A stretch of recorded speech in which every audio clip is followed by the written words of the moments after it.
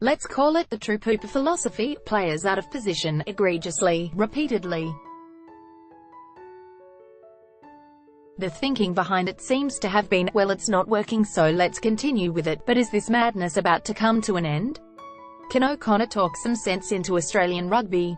If he can, the Wallabies can do something at the World Cup.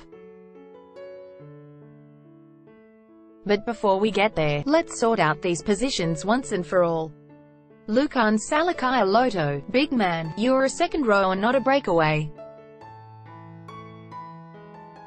Not only that, but against the All Blacks in Brisbane in 2017 you looked like a very good second rower, so let's keep you there.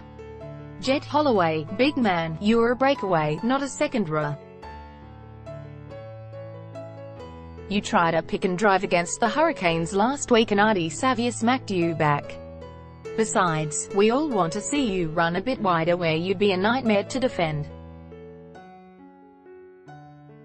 Imperfect 10, let's never speak of it again, curtly. Credit. Jack Dempsey, you're a fine back rower but a better number 6 than number 8, Curtly Beale, mate, you're not a number 10. You know it, we know it, the Waratahs know it, so let's not speak about it ever again.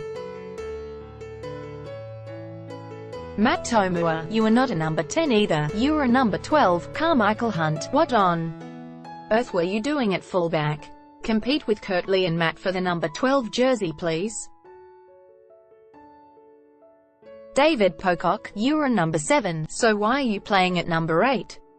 Because it sort of worked 4 years ago at the World Cup. But as a good stock picker will tell you, and you may know, one past performance is no guarantee for future returns.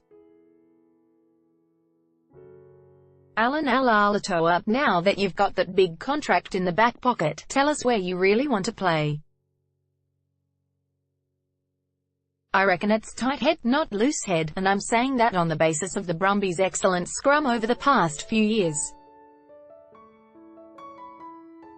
That means the Wallabies might have to pick between Seacope Kepu and Taniela Tupou. Tell me a back row of Dempsey, Pocock and Naisarani with Hooper coming off the bench doesn't get you a little bit excited. Michael Hooper, you are definitely a number 7, despite the crazy talk about you switching to the centres. But you have to be more of a presence around the defensive fringes, and that's the brutal truth. Israel Folau, fullback, next.